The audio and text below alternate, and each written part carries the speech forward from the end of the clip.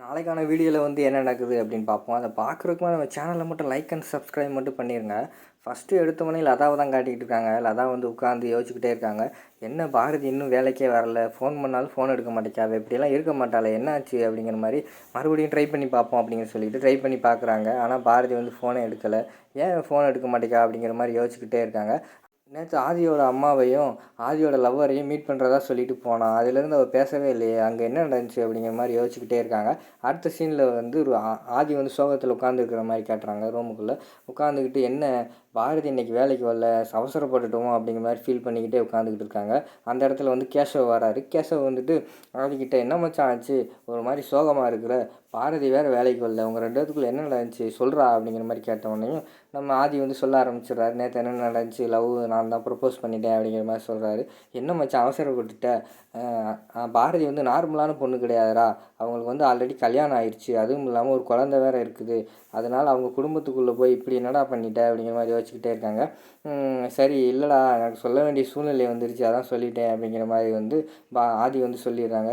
சரி விடு மச்சான், ரொம்ப டயர்டாக இருக்க, காலையிலேருந்து வேறு நீ சாப்பிடல, வா லஞ்சு சாப்பிடுவோம் அப்படிங்கிற மாதிரி கூப்பிட்டு போகிறாங்க. இல்லைடா நான் வரலை, நீ போய் சாப்பிடு அப்படிங்கிற மாதிரி ஆதி சொல்கிறாரு. இல்லை மச்சான் வா மச்சான், ஒன்றும் நல்லது நடக்கும், வா பார்த்துக்குருவோம் அப்படிங்கிற மாதிரி சொல்லி கூப்பிட்டு போகிறாங்க. போய் அங்கே உட்காந்து சாப்பிட்ற இடத்துல சாப்பிடவே இல்லை. ஆதி வந்து உட்காந்துக்கிட்டே யோசிச்சுக்கிட்டே இருக்காரு. உடனே லதா வந்து சொல்கிறாங்க, என்ன எம்டி சார், பாரதி சோறு கொண்டு வந்து கொடுத்தா தான் சாப்பிடுவீங்களா, நாங்கள்லாம் கொடுத்தா சாப்பிட மாட்டீங்களா, சாப்பிடுங்க சார் அப்படிங்கிற மாதிரி கிண்டல் பண்ணுறாங்க. உடனே நம்ம ஆதி வந்து கொஞ்சம் நேரம் உட்காந்துக்கிட்டே இருக்கார். எதுவுமே சொல்லாமல் எந்திரிச்சு விறுவிறுன்னு ஆஃபீஸ்க்குள்ளே போகிறாரு. உள்ளே பார்த்தா பாரதி உட்காந்துருக்காங்க. பாரதி பார்த்தோன்னே அவருக்கு ஒரு சந்தோஷம் வந்தது. சந்தோஷம் வந்தோடனே ரூமுக்குள்ளே போய் தன்னால் சிரிச்சுக்கிட்டு இருக்காரு. எப்படியோ பாரதி வந்து வேலைக்கு வந்துட்டாங்க, இனிமேல் ஒன்றும் பிரச்சனை இல்லை அப்படிங்கிற மாதிரி நினச்சிக்கிட்டு இருந்த நேரத்தில் விறுவிறுன்னு பாரதி வந்து ஆதியோட ரூமுக்குள்ளே வந்துடுறாங்க. வாங்க பாரதி, நீங்கள் காலையில் வரலன்னு சொல்லிட்டு ரொம்ப கவலையாக இருந்தேன் அப்படிங்கிற மாதிரி தயங்கி பேசினோடனே, நிறுத்துங்க சார், நீங்கள் பேசுகிறதுக்கு முன்னாடி நான் அவங்கள்ட்ட கொஞ்சம் பேசணும் அப்படிங்கிற மாதிரி சொல்கிறாங்க. சொல்லுங்கள் பாரதி அப்படிங்கிற மாதிரி ஆதி கேட்காரு.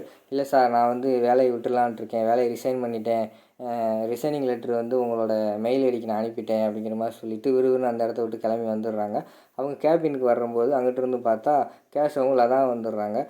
லதா வந்து கேட்காங்க, என்னடி ஆச்சு, ஏன்டி இப்படி சோகமாக இருக்க, காலையிலேருந்து இவ்வளோ நேரம் நீ வரவே இல்லை, ஃபோன் வேறு எடுக்கலை, என்னாச்சு அப்படிங்கிற மாதிரி கேட்டோடனே, இல்லைடி நான் வந்து வேலையை விட்டுட்டேன் அப்படிங்கிற மாதிரி சொன்னோடனே ஷாக் ஆகிடுறாங்க. என்னடி சொல்கிற, ஏன் என்னாச்சு, என்ன காரணம் அப்படிங்கிற மாதிரி லதா கேட்குறாங்க. அதை வந்து சம்மந்தப்பட்ட ஆள்கிட்ட கேளு அப்படின்னு சொல்லிட்டு விறுவிறுன்னு அந்த இடத்த விட்டு போயிடுறாங்க. பின்னாடியே வந்து ஆதி வந்து பின்னாடியே வராரு. என்ன மச்சான் இப்படி ஆயிடுச்சு, இது ஏற்கனவே எனக்கு முன்னாடியே நடக்கும்னு தெரியும்டா, அது இவ்வளோ சீக்கிரம் நடக்கும்னு நான் தெரியாதுடா அப்படிங்கிற மாதிரி கேசவ் சொல்லிக்கிட்டு இருக்காரு. அடுத்த சீனில் வந்து பாரதி வந்து தமிழை கூப்பிட்றதுக்கு அவங்க ஈவினிங் அவங்க ஸ்கூலில் போய் வெளியில் நின்றுக்கிட்டு இருக்காங்க. அந்த இடத்துல பார்த்தா ஆதியும் வந்து நின்றுக்கிட்டு இருக்காரு. அந்த இடத்துல வந்து ஆதி வந்து தன்னை அவராக யோசிச்சுக்கிட்டு இருக்காரு. சாரி பாரதி, உங்கள்கிட்ட நான் கொஞ்சம் அவசரப்பட்டேன், எனக்கு இப்படி சொல்லியிருக்கக்கூடாது, நீங்கள் பட்ட கோவம் வந்து ரொம்ப நியாயமானதான் அப்படிங்கிற மாதிரி நினச்சிக்கிட்டே இருக்காரு. அந்த நேரத்தில் வந்து தமிழ்லேருந்து உள்ளேருந்து வந்துடுறாங்க. வந்தவொடனே வாமா அப்படின்னு சொல்லிவிட்டு அம்மாவை கட்டி பிடிச்சிட்டு, அம்மா ஃப்ரெண்டு வந்திருக்காருமா அப்படிங்கிற மாதிரி சொன்னோடனே, உனக்கு இனிமேலாம் ஃப்ரெண்டு யாருமே கிடையாது, அம்மா ஒரு ஆள் தான், வா போவோம் அப்படிங்கிற மாதிரி சொல்லிவிட்டு அந்த இடத்துல வந்து தமிழை வந்து ஆதிக்கிட்டு பேச விடாமல் கூப்பிட்டு வந்துடுறாங்க. கூப்பிட்டு வந்து ஸ்கூட்டியில் ஏறுறதுக்கு தயங்கிட்டே நின்றுக்கிட்டே இருக்காங்க. நம்ம தமிழ் வந்து இப்போ வரப்போறியா இல்லையா அப்படிங்கிற மாதிரி அரட்டுறாங்க. உடனே தமிழ் வந்து ஏறி உட்காந்துக்கிட்டு அந்த இடத்துல வந்து கிளம்பிடுறாங்க. அடுத்த சீனில் வந்து வீட்டில் போய் தமிழ் ஒரு கட்டில் ஒரு மூலையிலையும் பாரதி ஒரு மூலையிலையும் உட்காந்துக்கிட்டு இருக்காங்க. ரெண்டு பேரும் அமைதியாகவே இருக்காங்க. அந்த இடத்துக்கு மரகதம்மா வராங்க. என்ன தமிழ் என்னாச்சு, சோகமாக இருக்க அப்படிங்கிற மாதிரி சொல்லிட்டு கேட்டதுக்கு அவங்க மூஞ்சி அங்கே திருப்பிக்கிறாங்க.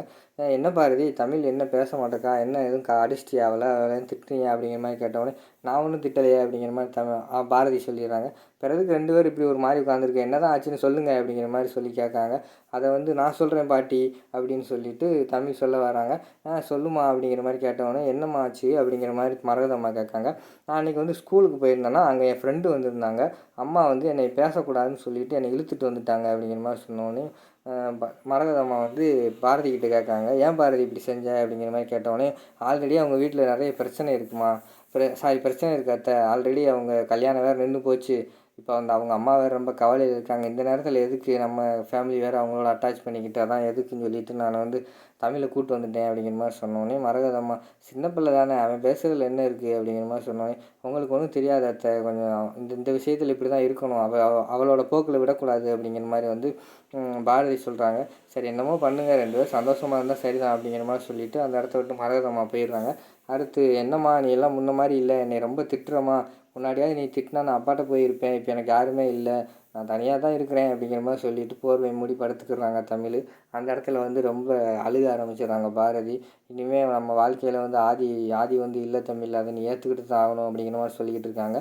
அப்படியே அவங்களுக்கும் டயர்டாகி தூங்கிடுறாங்க. அவங்க தூங்குற நேரத்தில் அந்த சைடு வந்து ஆதி வந்து பைக்கில் வர மாதிரி காட்டுறாங்க. ஒரு ஸ்கார்பியோ கார் வந்து அவரை ஏற்றிடுது, ஆக்சிடெண்ட் ஆகிடுது.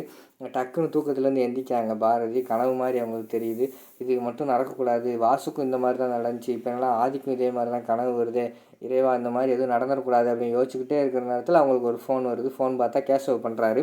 பண்ணிவிட்டு பாரதி எங்கே இருக்கீங்க அப்படிங்கிற மாதிரி, நான் வீட்டில் இருக்கேன், என்னாச்சு அப்படிங்கன்னா, ஆதிக்கு வந்து ஆக்சிடெண்ட் ஆகிடுச்சு, ஆஸ்பத்திரி வந்துருங்க அப்படிங்கிற மாதிரி சொல்லுவேன். எந்த ஆஸ்பத்திரி அப்படின்னு கேட்காங்க. நீங்கள் கிளம்புங்க, நான் வாட்ஸ்அப்பில் உங்களுக்கு லொக்கேஷன் அனுப்பிடுறேன் அப்படிங்கிற மாதிரி சொல்லிடுறாங்க. சரின்னு சொல்லிவிட்டு, அம்மா என்னம்மா ஆச்சு அப்படின்னு தமிழ் அங்கிட்டு கேட்காங்க. உன் ஃப்ரெண்டுக்கு ஆக்சிடெண்ட் ஆகிடுச்சாண்டி அப்படிங்கிற மாதிரி சொன்னோம். என்னம்மா சொல்கிற அப்படின்னு அவங்களும் ஃபீல் பண்ண ஆரம்பிச்சிடுறாங்க. சரி நானும் வரேம்மா, 2 பேரும் சேர்ந்து போவோம் அப்படின்னு தம்பி சொல்கிறாங்க. சரின்னு சொல்லிட்டு 2 பேரும் ஆட்டோ பிடிச்சிட்டு வந்துக்கிட்டு இருக்காங்க. ஆட்டோக்காரன்ட்டு வந்து அண்ணே கொஞ்சம் வேகமாக போங்கண்ணே அப்படிங்கிற மாதிரி சொல்கிறாங்க. சரிம்மா வேகமாக போகிறேன் அப்படிங்கிற மாதிரி சொல்லிவிட்டு 2 பேரும் போய்கிட்டே இருக்கிற நேரத்தில் தமிழ் வந்து கேட்குறாங்க, அம்மா ஆதிக்கு எதுவும் ஃப்ரெண்டுக்கு எதுவும் ஆயிடாதுல்ல அப்படிங்கிற மாதிரி கேட்டோடனே, ஒன்றும் ஆகாதுடா அப்படிங்கிற மாதிரி சொல்கிறாங்க. இப்படி தான் அப்பா ஆக்சிடெண்ட் ஆனவன்னு சொன்னேன், ஆனால் அப்பா இறந்துட்டார், இப்போ ஆதிக்கும் இப்படியே சொல்கிறேம்மா அப்படிங்கிற மாதிரி சொன்னோடனே, ஆதிக்கு ஒன்றும் ஆகாது, நீ அப்பாட்டையும் கடவுள்கிட்டையும் ப்ரே பண்ணு அப்படிங்கிற மாதிரி வந்து பாரதி சொல்கிறாங்க.